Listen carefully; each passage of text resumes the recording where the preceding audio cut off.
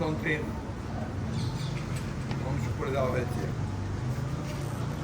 নির্বাচন ব্যবস্থাকে ধ্বংস করা হয়েছে, বাংলাদেশে একটা রাজনৈতিক অর্থনৈতিক সংকট সৃষ্টি করা হয়েছে। বর্তমান যে অবৈধ সরকার, যারা বিনা ম্যান্ডেটে জোর করে ক্ষমতা দখল করে আছে, তাদের বিরুদ্ধে আমরা বাংলাদেশের বিরোধী দলগুলো দীর্ঘকাল ধরে আমরা সংগ্রাম করছি। তারপর সবাই জানেন যে আমরা এই জন্যে রাজনৈতিক দলগুলো আমরা অনেক দল, 63টা রাজনৈতিক দল যুগপৎ আন্দোলন করে আসছে। এর মধ্যে সরকার দমননীতি চরম পর্যায়ে গিয়ে দামি নির্বাচন করে তারা একটা নির্বাচন করেছে, আবার তাদের ক্ষমতা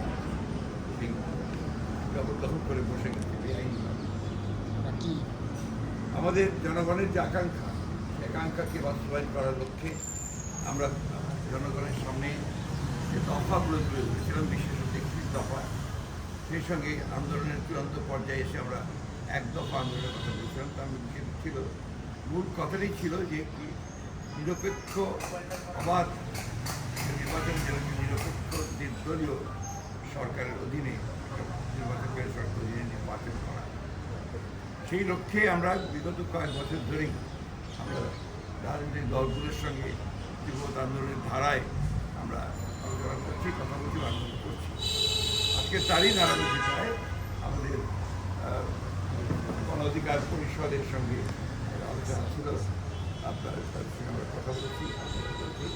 আমাদের দল থেকে দায়িত্বপ্রাপ্ত যারা রহমতুল্লাহ গুরু, তিনি উপস্থিত ছিলেন, আপনার গণ অধিকার পরিষদের সভাপতি সহ তাদের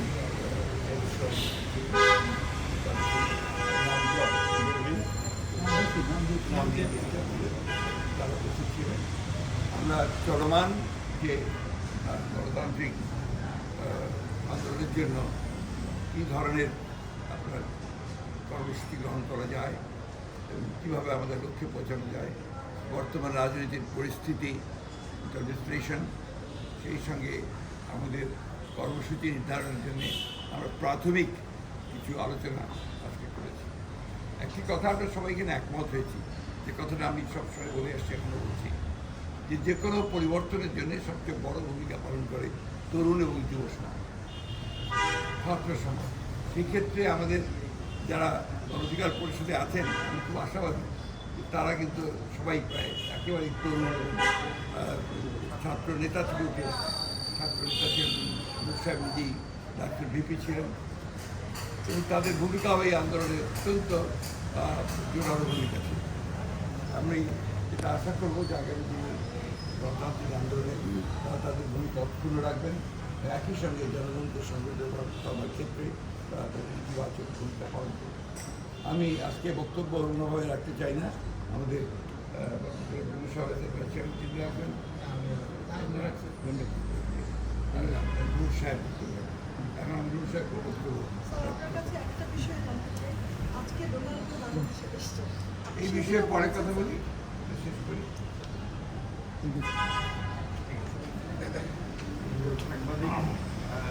আপনাদেরকে ধন্যবাদ জানাচ্ছি। আমরা শুনেছেন বিএনপির এবং বিএনপির ভাইস চেয়ারম্যান জনাব বরকতুল্লাহ গুরু সাহেব সহ যে আমাদের লিয়াজু কমিটির দীর্ঘক্ষণ আলাপ আলোচনা হয়েছে। আলাপ আলোচনায় আমরা আমাদের আন্দোলনের অতীতের বিষয়বস্তু নিয়ে আমরা পর্যবেক্ষণ করেছি এবং এখানে জনগণের যে আন্তর জনসমর্থন ছিল, জনগণের স্বতঃস্ফূর্ত রাজপথের উপস্থিতি ছিল, সেটা রাষ্ট্রযন্ত্রকে ব্যবহার করে সরকার যেভাবে দমনপীড়ন করেছে এবং আইন আদালতকে অস্ত্র হিসেবে ব্যবহার করে বিরোধী দল নির্মূল করে দেশে একটি আইনজীবী শাসন কায়েমের জন্য সরকারের যে অপচেষ্টা, সেটি নিয়ে আমরা সবাই সতর্ক আছি।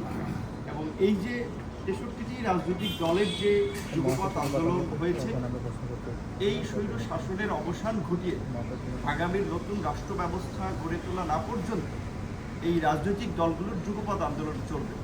আপনারা একটা বিষয় স্পষ্ট জানেন যে নির্বাচনের আগে এই 63টি রাজনৈতিক দল আগামীর বাংলাদেশকে কেমন দেখতে চায়, কোন কোন জায়গায় পরিবর্তন চায়, সেইগুলো নিয়ে কিন্তু আমরা 31 দফা একটা রাষ্ট্র মেরামতের কর্মসূচি দিয়েছি, যেখানে আমাদের অর্থনৈতিক ব্যবস্থা, স্বাস্থ্য ব্যবস্থা, শিক্ষা, চিকিৎসা, আমরা প্রায় রাষ্ট্রের সমগ্র বিষয় সম্পর্কে আমাদের একটা সম্যক ধারণা 31 দফাতে দিয়েছি। তো নির্বাচন করার জন্য যে সরকার বিরোধী দলের প্রায় 32,000 নেতাকর্মীকে জেলে নিয়েছে, মহাসচিব সহ, এবং তার সরল স্বীকারোক্তি সরকারের মন্ত্রীরাই করেছে।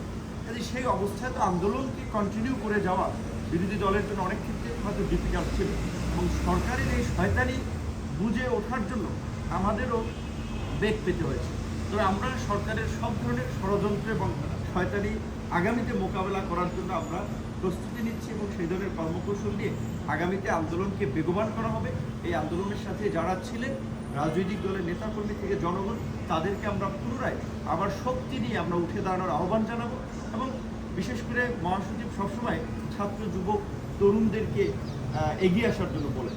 এটা তো সত্য যে এই বাংলাদেশ তথা এই উপমহাদেশের সমস্ত গণতান্ত্রিক আন্দোলন সংগ্রামে জনগণের অধিকার আদায়ে ছাত্র যুবক তরুণরা অগ্রভাগে ছিল। মহাসচিব সহ দেশবাসীতে ছাত্র যুবক তরুণদের নিয়ে যে আশা এবং প্রত্যাশা, গণ অধিকার পরিষদ একটা তারুণ্যের দল হয়, ইনশাল্লাহ আমরা অতীতে যেভাবে রাজপথে ছিলাম আগামীতেও সেই একই ভূমিকা নিয়ে শত ত্যাগ স্বীকার করেও নির্যাতন, নিপীড়ন, দমন পীড়নের মুখেও দেশের মানুষের অধিকার আদায়ে আমরা রাজপথে থাকব। এই আহ্বান রেখে আমাদের আজকের আমার বক্তব্য গণ অধিকার পরিষদের পক্ষ থেকে শেষ করতে হবে। আপনাদের সবাইকে ধন্যবাদ। আমাদের মাননীয় মহাসচিব আপনাদের বিস্তারিত বলেছেন এবং ভবিষ্যৎও বলেছেন। আমি দুটি কথা বলেছি। 70-এর নির্বাচন পরবর্তী পর্যায়ে কী কারণে আমরা পাকিস্তানের সাথে প্রস্তুতি গেলাম, একমাত্র গণতান্ত্রিক অধিকার জন্য। সেদিন যদি পাকিস্তান নির্বাচনকে স্বীকৃতি দিত এবং গণতান্ত্রিক অধিকার আমাদের মেনে নিত, তাহলে পাকিস্তান সে কারণে আমরা মুক্তিযুদ্ধ করি। আজকেও আমাদের পরপর 3টি নির্বাচন এদেশে মানুষ ভোটার অধিকার তাদের হরণ করা হয়েছে, ভোট দিতে পারছে না। আমরা এই ভোটের অধিকার, গণতান্ত্রিক অধিকার এবং সামাজিক সমাজে যে বৈষম্য আজকে সৃষ্টি হয়েছে, 5% লোকের বা 10% লোকের কাছে বাংলাদেশের শতকরা 90% আজকে সম্পদ সুরক্ষিত হয়েছে। এর থেকে আমরা মুক্তি চাই এবং সামাজিক ন্যায় বিচার, আমার ভোটের অধিকার, গণতান্ত্রিক অধিকার। আজকে ম্যাক্সিমাম মানুষ দারিদ্র্যের সীমায় চলে যাচ্ছে। এই যে মূল্যস্ফীতি, দ্রব্যমূল্যের যে ঊর্ধ্বগতি এবং বিনা নোটিশে বিদ্যুতের দাম বাড়াচ্ছে, গ্যাসের দাম বাড়াচ্ছে, তেলের দাম বাড়াচ্ছে, এর থেকে মানুষ বাঁচতে চায়। এই জন্যই আমরা আমাদের যে এটা চলমান করছি, 28শে অক্টোবর আগেও আমরা এই সমস্ত রাজনৈতিক দলগুলির সাথে 63টি রাজনৈতিক দল নিয়ে আমরা যুগপথ আন্দোলন করেছি। আজকে আমরা আবার একই পর্যায়ে ইনশাআল্লাহ আগামী দিনে আমরা সবার সাথে আলাপ আলোচনা করে আমাদের রাজনৈতিক কর্মসূচি আমরা প্রণয়ন করব। এটা আমরা আমাদের গণতান্ত্রিক অধিকার ইনশাআল্লাহ ফিরে আনবো।